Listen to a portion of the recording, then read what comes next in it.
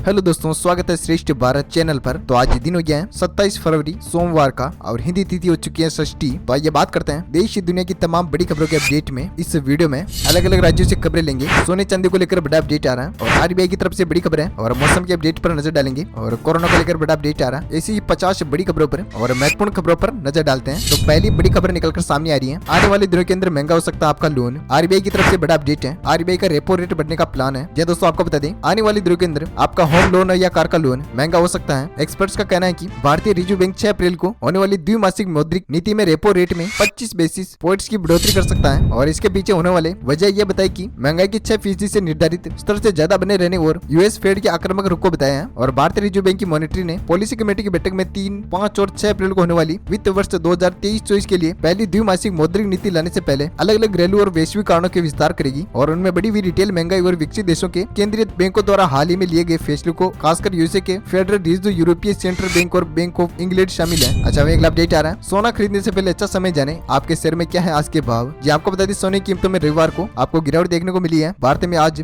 10 ग्राम 22 carat सोने की कीमत 54,850 रुपए पहुंच गया है और सोने की कीमतों में बीते रविवार को गिरावट देखने को मिली है। और रविवार से पहले सोने की कीमत 55,000 रुपए प्रति 22 कैरेट थी और लेटेस्ट डेटा के मुताबिक 10 ग्राम 24 कैरेट सोने की कीमत 59,840 रुपए है और ये कीमतें मुंबई बाजार की है। और इसी अपडेट में राजधानी दिल्ली की बात करें तो यहाँ सराफा बाजार में 22 कैरेट सोने की कीमत 54,950 रुपए है। ये 22 कैरेट का भाव है और राजधानी दिल्ली में 24 कैरेट सोने का दाम 59,990 रुपए है। ऐसे अलग अलग राज्यों में थोड़ी बहुत ऊंच नीचे है। इनके साथ अगला अपडेट आ रहा है, लखीमपुर खीरी उत्तर प्रदेश के अंदर कोरोना का भयंकर विस्फोट। कस्तूरबा गांधी गर्ल्स स्कूल में टीचर समेत 38 छात्राएं हुई संक्रमित। जहाँ विद्यालय की एक शिक्षिका समेत कुल 38 छात्रा में कोरोना संक्रमित की पुष्टि हुई है। वही रिपोर्ट आने के बाद स्वास्थ्य महकमे में खलबली मच गई है। विद्यालय में सीईओ डॉक्टर अनिल गुप्ता पहुंचे हैं। उनका कहना है कि आसपास के कुछ लोगों में जांच कराई गई है और लखीमपुर खीरी में यानी कि उत्तर प्रदेश में एक बार फिर तेजी से कोरोना संक्रमण में पैर पसारने का काम कर रहा है और प्रदेश के अंदर एक्टिव संख्या 140 से ज्यादा हो चुकी है। और इस कड़ी में रविवार को लखीमपुर खीरी जिले मितौली स्थित कस्तूरबा गांधी आवासीय बालिका विद्यालय में रविवार को कोरोना में बम फूटा है और बताया जा रहा है कि विद्यालय की एक शिक्षिका समेत 38 छात्राओं ने कोरोना संक्रमण की पुष्टि हो चुकी है और उनकी जांच कराई गई। 92 सैंपल में से 38 केस पॉजिटिव पाए गए हैं। अच्छा, वही अगला अपडेट आ रहा है, बड़ी खबर है देखिए, वर्ल्ड क्लास बनेगा झांसी की रानी के शहर का रेलवे स्टेशन। पीएम मोदी ने शेयर किया ये प्लान बड़ा, जहाँ देश में रेलवे स्टेशन के रीडेवलपमेंट का काम तेजी से चल रहा है। ऐसे में रविवार को प्रधानमंत्री ने अपने ट्वीट पर झांसी रेलवे स्टेशन के रीडेवलपमेंट का प्लान शेयर किया है। जी प्रधानमंत्री नरेंद्र मोदी की अगुवाई वाली सरकार एनडीए सरकार ने रेलवे के माइग्रेशन के लिए यात्राओं की सुविधाओं के लिए पिटारा खोल दिया है। अब इसके अंदर बात ट्रेन को अपग्रेड करने की हो या फिर स्टेशन का रीडेवलपमेंट हो, सभी जगह पर सरकार का वर्ल्ड क्लास फैसिलिटी देने का सरकार का बड़ा प्लान है। इस प्लान की खास बात है कि स्टेशन पर मिलने वाली सुविधाएं एयरपोर्ट की तरह तो होगी मगर महंगी नहीं होगी और इसी कड़ी में प्रधानमंत्री नरेंद्र मोदी ने झांसी रेलवे स्टेशन को शामिल किया है। तो चलिए अगला अपडेट आ रहा है, बड़ी खबर है, अप्रैल के 30 दिनों के अंदर 15 दिन रहेंगे बैंक बंद। देखिए छुट्टियों की पूरी लिस्ट। जी अप्रैल महीना अभी शुरू होने जा रहा है थोड़े दिन बाद और नए वित्त वर्ष 2023-24 का आगाज है। ऐसे में हो सकता है आपके बैंक से जुड़े कई काम हो, इसलिए आपको इस अपडेट में पता चलने वाला है कि बैंक में कब कब रहेगी छुट्टियां। इससे पहले अपना काम निपटा लें छुट्टी से पहले। और इसी के साथ अप्रैल के महीने में शुरुआत के साथ ही कई देश के नियम बदलने वाले हैं, कानून बदलने वाले हैं और इसी बीच अप्रैल के महीने के अंदर बैंक बंद रहेंगे 15 दिन और बैंक द्वारा यह लिस्ट जारी की गई है। इसके अंदर अलग अलग राज्यों के हिसाब से अलग अलग बैंक बंद रहने की सूचना दी जाती है। तो बात करते हैं 1 अप्रैल से यानी कि 31 मार्च 2023 को देर रात तक बैंकों में काम होने की वजह से 1 अप्रैल देश में अधिकतर हिस्सों में बैंक बंद रहेंगे। आइजोल, चंडीगढ़, शिमला, शिलांग को छोड़कर पूरे देश में 1 अप्रैल को बैंक बंद रहेंगे, जान लें। और 2 अप्रैल की वजह से यानी कि रविवार है तो रविवार की छुट्टी रहती है बैंकों के अंदर। और तीसरा है 4 तारीख को, इस दिन महावीर जयंती है। इसके चलते गुजरात, मिजोरम, महाराष्ट्र, कर्नाटक, मध्य प्रदेश, चंडीगढ़, तमिलनाडु, राजस्थान, नई दिल्ली और छत्तीसगढ़, झारखंड जैसे राज्यों में केंद्र शासित प्रदेश में बैंक की छुट्टी रहेगी। और इसी के साथ 5 अप्रैल को इस दिन बाबू जगजीवन राम की जयंती है तो हैदराबाद के अंदर बैंक बंद रहेंगे, स्टेट वाइज बता रहा हूँ आपको। वहीं 7 अप्रैल को इस दिन गुड फ्राइडे है। देश में त्रिपुरा, गुजरात, असम, राजस्थान, जम्मू, हिमाचल प्रदेश और श्रीनगर को छोड़कर बाकी राज्यों के अंदर बैंक बंद रहेंगे। और 8 अप्रैल को इस दिन महीने के दूसरे दिन यानी कि शनिवार की छुट्टी है, महीने के दूसरे शनिवार की। और 9 अप्रैल को रविवार का अवकाश रहेगा और 14 अप्रैल को डॉक्टर भीमराव अम्बेडकर की जयंती है। वहीं अलग अलग राज्यों में बेहाग, बिहू, वैसाखी, बिस्वा, संस्कृति आदि त्योहार मनाया जाता है, इसलिए देश के अधिकतर राज्यों में इस दिन बैंक बंद रहेंगे। और 15 अप्रैल को कई राज्यों में नया साल मनाया जाएगा। वहीं 15 अप्रैल को हिमाचल डे भी है, इसलिए त्रिपुरा, असम, केरल, बंगाल और हिमाचल प्रदेश में बैंक बंद रहेंगे। और 16 अप्रैल को बैंक में रविवार की छुट्टी है। और बात करते हैं 18 अप्रैल की, इस दिन सबे कदर है, इसके चलते जम्मू कश्मीर में इस दिन बैंक बंद रहेंगे 18 अप्रैल को। और 21 अप्रैल को रमजान की ईद पड़ती है, वहीं जुमात उल विदा भी पड़ने वाला है, इसलिए त्रिपुरा, जम्मू कश्मीर और केरल में बैंक बंद रहेंगे। और 22 अप्रैल को देश भर में ईद मनाई जाती है, इसलिए बैंक का अवकाश रहेगा। और 23 अप्रैल को इस दिन रविवार का अवकाश है, साथ ही 30 अप्रैल को भी रविवार की छुट्टी रहेगी। तो बैंक से जुड़ा अपडेट आपको मिल गया होगा छुट्टियों को लेकर। यदि आपके काम हो तो इस दिन को छोड़कर आप कभी भी बैंक जा सकते हैं और अपना काम निपटा सकते हैं। चलिए तो अगला अपडेट आ रहा है, फिर से भारत के लिए खुशखबरी है। लवलीना ने भी मारा गोल्डन पंच, भारत में जीता चौथा स्वर्ण पदक। जी हाँ, विमेन्स वर्ल्ड चैंपियनशिप में बॉक्सिंग के अंदर भारत के अंदर लगातार दूसरे दिन चौथा गोल्ड मेडल जीतकर इतिहास रच दिया है। 50 किलोग्राम वर्ग में जहाँ आज लगातार दूसरी बार निखत जरीन ने वर्ल्ड में बॉक्सिंग चैंपियन में गोल्ड जीता था और अब लवलीना बोरगोहेन ने 75 किलोग्राम में स्वर्ण पदक जीत लिया है और ये बॉक्सिंग चैंपियनशिप दिल्ली में खेली जा रही है और भारत के अंदर लगातार दूसरे दिन 2 स्वर्ण पदक जीत लिया है। खुशखबरी है ये, इनको बहुत बहुत बधाई। तो चलिए अगला अपडेट आ रहा है, बड़ी खबर है। मनरेगा मजदूरों के लिए बहुत ही बड़ी खुशखबरी है। केंद्र सरकार ने अलग अलग राज्यों में बढ़ाई मजदूरी की दर। जहाँ केंद्र सरकार ने वित्त वर्ष 2023-24 के अंदर ग्रामीण रोजगार गारंटी योजना के तहत मजदूरों के वेतन में बढ़ोतरी के लिए ऐलान किया था और इसके तहत हरियाणा में सबसे अधिक दैनिक मजदूरी 357 रुपए प्रतिदिन और मध्य प्रदेश छत्तीसगढ़ में सबसे कम 221 रुपए तय की गई है। और केंद्रीय ग्रामीण विकास मंत्रालय ने 24 मार्च को महात्मा गांधी राष्ट्रीय ग्रामीण गारंटी योजना के तहत मजदूरी दरों में बदलाव को लेकर नोटिफिकेशन जारी कर दिया है। इसके तहत मजदूरों के वेतन में 7 रुपए से लेकर 26 रुपए तक की बढ़ोतरी की गई है और ये नई दरें 1 अप्रैल से लागू हो जाएगी। और पिछले वर्ष की दरों की तुलना में राजस्थान में मजदूरी सबसे अधिक प्रतिशत की वृद्धि की गई है। मजदूरी को लेकर राजस्थान में संशोधित वेतन 255 रुपए तय किया गया है, जो कि अब मिलेगी नई दर है ये, जो कि पुरानी दर है 231 रुपए। तो चलिए वही अगला अपडेट आ रहा है जीएसटी को लेकर। सरकार ने तय किया पान मसाला तंबाकू पर जीएसटी सेस की अधिकतम सीमा, जाने पूरी डिटेल। जहाँ केंद्र सरकार ने पान मसाला सिगरेट और तंबाकू से जुड़े अन्य प्रोडक्ट पर लगाए जाने वाले जीएसटी को कंपनसेशन सेस की अधिकतम दर तय की गई है। इसके साथ ही अधिकतम दर को उसके रिटेल सेल्स के प्राइस से जोड़ दिया गया है। इससे वित्त विधेयक 2023 में संशोधन के तहत लाया गया है, जिसके लोकसभा में शुक्रवार को पारित किया था और संशोधन 1 अप्रैल 2023 से लागू होंगे। और संशोधन के अनुसार मसाला के लिए यानी कि पान मसाला के लिए अधिकतम जीएसटी कंसेशन सेस रेट में रिटेल से सेल में प्राइस प्रति यूनिट 51% होगा और मौजूदा व्यवस्था के तहत शेष उत्पादन में मूल्य के अनुसार 135% लगाया गया है। अच्छा वही अगला अपडेट आ रहा है, क्या सच में टाटा को मिला है वंदे भारत के कोच बनाने का ऑर्डर? कंपनी ने साफ कर दिया पूरा मामला, आइए जानते हैं। पिछले दिनों में मीडिया रिपोर्ट्स के मुताबिक दावा किया गया कि रेलवे टाटा ने स्टील को 22 वंदे भारत ट्रेनों में कोच बनाने का ऑर्डर दिया है। इसके लिए मिनिस्ट्री ऑफ द रेलवे और टाटा ग्रुप के बीच सरकार का यह करार हुआ है। हालांकि मामले को साफ करते हुए टाटा स्टील ने बताया कि रेलवे ने उसे वंदे भारत ट्रेन के लिए पूरे कोच बनाने का कोई ऑर्डर नहीं दिया है, बल्कि वंदे भारत ट्रेन में इस्तेमाल करने के लिए सीट और इंटरनल पैनल बना रही है और ये ऑर्डर वंदे भारत ट्रेनों के लिए सीट और आंतरिक पैनलों के लिए आपूर्ति के लिए है, इसके कोच बनाने के लिए नहीं है। अच्छा अगला अपडेट है, महंगाई से करा रहा पाकिस्तान, गेहूं अंडे हुए महंगे, प्याज की कीमत में 228.28% की बढ़ोतरी। ये अपने सबसे खराब दौर से गुजर रहा है पाकिस्तान। महंगाई आसमान छू रही है, वहाँ के लोगों को रोजमर्रा की इस्तेमाल होने वाली चीजें बड़ी मुश्किल से मिल रही है और महंगाई इतनी बढ़ गई है कि लोगों को कुछ खाने के लिए सोचना पड़ रहा है। ताजा रिपोर्ट सामने आई कि वहाँ और भी डराने वाली है पाकिस्तान की महंगाई। वहाँ की दर 47% तक पहुँच गई है महंगाई दर। और पाकिस्तान में जहाँ गेहूं और अंडे महंगे होंगे, वहीं प्याज की कीमत 228.28% की बढ़ोतरी दर्ज की गई है। और पाकिस्तान के अंदर गैस, चाय, सिगरेट की कीमत में बड़ी बढ़ोतरी है और वहाँ के लोग आटा और अंडों के लिए लाइन में खड़े हो रहे हैं और लाइन के अंदर खड़े रहने से कुछ बुजुर्गों की मौत हो चुकी है। अच्छा वही अगला अपडेट है, इलेक्ट्रिक कार मार्केट में नंबर 1 बनेगा भारत, दुनिया मानेगी लोहा, गडकरी ने बताया तरीका। यह भारतीय उद्योग परिसंघ के एक कार्यक्रम में बोलते हुए केंद्रीय मंत्री नितिन गडकरी ने कहा कि यदि भारत इलेक्ट्रिक वाहन खंड में दुनिया का नंबर 1 ऑटोमोबाइल निर्माता बन सकता है अगर वह जम्मू कश्मीर में हाल ही में खोजे गए लिथियम भंडार में उपयोग करता है तो। और इस कार्यक्रम में सड़क परिवहन और राजमार्ग मंत्री सार्वजनिक परिवहन को प्रोत्साहित करने की आवश्यकता पर बल दिया है और उन्होंने कहा कि इलेक्ट्रिक बसों भविष्य में लिथियम का आवश्यक तत्व है, जिसमें से उपयोग इलेक्ट्रिक वाहनों के लिए बैटरी बनाने के लिए किया जाता है। हाल ही में जम्मू कश्मीर में लिथियम रिजर्व की खोज हुई है और भारतीय भूवैज्ञानिक सर्वेक्षण द्वारा रियाई जिले में इलेक्ट्रिक वाहन और सौर पैनलों का निर्माण के लिए महत्वपूर्ण खनिज लिथियम के अनुमानित 5.9 मिलियन टन रिजर्व की खोज की गई है। और उन्होंने कहा कि हर साल हम 1200 टन लिथियम का आयात करते हैं और अब हाल ही में जम्मू कश्मीर में लिथियम मिला है और इस लिथियम का उपयोग करके आयन का उपयोग करें ना तो दुनिया में नंबर 1 ऑटोमोबाइल निर्माता देश होंगे। और 2022 में जापान को पछाड़कर चीन और अमेरिका के बाद भारत का तीसरा बड़ा वाहन बाजार है हमारा भारत देश। तो चलिए अगला अपडेट आ रहा है, पाकिस्तान के पूर्व मंत्री ने भारत और बिरला जी मंदिर को दी गिदड़ भक्ति। जहाँ पाकिस्तान के पूर्व प्रधानमंत्री इमरान खान की सरकार में मंत्री रहे शेख रशीद ने एक बार फिर भारत को गिदड़ भक्ति दी है। जहाँ शेख रशीद ने मंच से बिरला जी मंदिर में घंटी न बजने की धमकी दी है। अच्छा अगली बड़ी खबर आ रही है, पुलिस वेन में सिपाही पर भड़क गया अतीक अहमद, 17 मौत का डर, बोला हमको प्रोग्राम मालूम है। ये आपको बता दें माफिया डॉन अतीक अहमद प्रयागराज के रास्ते में है। अतीक अहमद को गुजरात की साबरमती जैसी सड़क के रास्ते से प्रयागराज ले जाया जा रहा है। वहीं खबर मिली है कि वेन में बैठने से पहले वह डरा हुआ अतीक अहमद कुछ देर बाद सिपाही पर भड़क गया और बताया जा रहा है कि अतीक अहमद साबरमती से रवाना होते ही अपना डर जाहिर किया। साथ ही उन्होंने कहा कि मालूम है कि प्लान क्या है। अतीक अहमद कहता था हमको इनका सब प्रोग्राम मालूम है कि ये क्या करना चाहते हैं हमारे साथ। और अतीक अहमद 1 जून 2019 से बंद है जेल के अंदर और अब ये अदालत के समक्ष पेश किया जाएगा और 28 मार्च को एक अपहरण मामले में आदेश पारित करने वाली है, वह आरोपी है। इसी बीच अगला अपडेट आ रहा है, पश्चिम बंगाल में इफ्तार खाने के बाद 100 से ज्यादा लोगों की हालत गंभीर। यह पश्चिम बंगाल के दक्षिण प्रांगण की एक मस्जिद में रमजान की नमाज के बाद इफ्तार के बाद 100 से अधिक लोगों के बीमार पड़ गए हैं और लोगों को कोलकाता की विभिन्न सरकारी अस्पतालों में भर्ती कराया गया। लोगों की हालत अति गंभीर गंभीर बताई जा रही है और ये घटना कुलतली थाना में फकीरालय गाँव में शुक्रवार को हुई और लोगों का इलाज कर रहे डॉक्टर ने बताया कि इसकी हालत फूड पॉइजनिंग के कारण बनी हुई है। अच्छा, अगला अपडेट आ रहा है। आधी रात को किसके साथ होटल पर आई थी आकांक्षा दुबे, इंस्टा पर छलका दर्द। जी हाँ, भोजपुरी एक्ट्रेस आकांक्षा दुबे की मौत की खबर से हड़कंप मचा है। वाराणसी के सरनाथ थाना क्षेत्र में एक होटल के कैमरे में फंदे से आकांक्षा दुबे का शव मिला है। पुलिस प्रथम दृष्टि से आत्महत्या मान रही है, लेकिन आकांक्षा की मौत के बाद पीछे कई राज है। शनिवार की रात आकांक्षा दुबे एक बर्थडे पार्टी में गई थी। रात करीब 2 बजे पार्टी के वापस लौटने के बाद उसके साथ ही कोई युवक था और जानकारी के मुताबिक युवक ने करीब 17 मिनट के साथ रहा। इसके दौरान क्या हुआ जांच का विषय है, लेकिन इसके बाद एक्ट्रेस आकांक्षा दुबे अपने इंस्टा अकाउंट में लाइव थी और इसके दौरान वो फूट फूट कर रोती हुई नजर आई और उसका ये रोने का वीडियो उनके कई फैंस ने रिकॉर्ड किया और ये सोशल मीडिया पर वायरल भी हो रहा है और पुलिस इसकी जांच में भी जुटी हुई है और वो किस युवक के साथ होटल पे आई थी और किसके साथ बर्थडे पार्टी में शामिल हुई इसका पता लगाया जा रहा है। और आकांक्षा के मोबाइल की चेकिंग कर रही है पुलिस, खंगाल रही है। कोई सबूत मिल जाए तो पता लगाया जा रहा है कि इसे सुसाइड का पर्दाफाश हो सके। अच्छा, वही अगला अपडेट आ रहा है बैंक ऑफ बड़ौदा को लेकर। यह बैंक ऑफ बड़ौदा के ग्राहकों के लिए खुशखबरी, अब क्रेडिट कार्ड से कर सकेंगे यूपीआई पेमेंट, जानिए प्रोसेस। जी, अगर आप पब्लिक सेक्टर के बैंक ऑफ बड़ौदा इसके ग्राहक है ना, तो आपके लिए बेहद ही खुशखबरी बड़ी है। अभी भीम, पेटीएम, पेजेप, मोबीक्विक, फ्रीचार्ज जैसे चुनिंदा यूपीआई एप्स पर बैंक ऑफ बड़ौदा का रुपए कार्ड लाइव हो गया है। इसका मतलब ये हुआ कि आप अपने बैंक ऑफ बड़ौदा के रुपए क्रेडिट कार्ड को इस एप्स के जरिए यूपीआई से लिंक कर सकते हैं और पड़ोस के किराना स्टोर से यूपीआई क्यूआर कोड से स्कैन कर पेमेंट कर सकते हैं। अच्छा, वही अगला अपडेट आ रहा है मौसम को लेकर। तो जानते हैं मौसमी प्रणाली पश्चिमी विक्षोभ उत्तरी पाकिस्तान और उसके जम्मू कश्मीर में शामिल होने को लेकर है और एक ट्रफ रेखा पूर्वोत्तर राजस्थान, दक्षिणी उत्तर प्रदेश, बिहार, उपमलय, पश्चिम बंगाल और मेघालय पर बनी हुई है और असम तक जा रही है और एक ट्रफ रेखा बिहार से निचले स्तरों पर झारखंड, छत्तीसगढ़, विदर्भ, तेलंगाना और उत्तर आंतरिक कर्नाटक से होते हुए दक्षिण आंतरिक कर्नाटक तक जारी है। और आपको बता दें पिछले 24 घंटों के दौरान देश भर में मौसमी हलचल। बीते हुए पिछले 24 घंटों में हिमाचल प्रदेश, उत्तराखंड में हल्की से मध्यम बारिश हिमपात हुआ है और गिलगित, बाल्टिस्तान, मुजफ्फराबाद, जम्मू कश्मीर, विदर्भ और अरुणाचल प्रदेश में कुछ हिस्सों में हल्की से मध्यम बारिश हुई है और पूर्वोत्तर भारत, तटीय आंध्र प्रदेश के केरल और छत्तीसगढ़ में हल्की से मध्यम बारिश हुई है और तटीय ओडिशा, झारखंड, उत्तर प्रदेश, तेलंगाना और उत्तरी पंजाब में हल्की से मध्यम बारिश हुई है। साथ ही बात करते हैं मौसमी पूर्वानुमान की, तो अगले 24 घंटों के दौरान अरुणाचल प्रदेश में हल्की से मध्यम बारिश और हिमपात संभव है और शेष पूर्वोत्तर भारत में सिक्किम, पूर्वी मध्य प्रदेश, छत्तीसगढ़, तेलंगाना, आंध्र प्रदेश और तमिलनाडु में छिटपुट बारिश संभव है और पश्चिमी हिमालय, झारखंड, उड़ीसा और तेलंगाना में हल्की से मध्यम बारिश हो सकती है। इसी के साथ टुडे ब्रेकिंग न्यूज अपडेट का वीडियो यहीं पर करता है विराम और हमारे टीम की मोटिवेशन और मेहनत के लिए वीडियो को लाइक कीजिएगा और ज्यादा संख्या में शेयर कीजिएगा अपने दोस्तों के साथ फेसबुक और व्हाट्सएप पर और आप चैनल को सब्सक्राइब करके बेल आइकन जरूर दबाएगा ताकि हर लेटेस्ट ताजा अपडेट सुबह की 50 से बड़ी खबरें आपको मिलती रही इसी तरह अपने फोन पर काम की खबरें। तब तक के लिए thank you, take care, good bye, जय भारत, वंदे मातरम, जय किसान, जय श्री राम।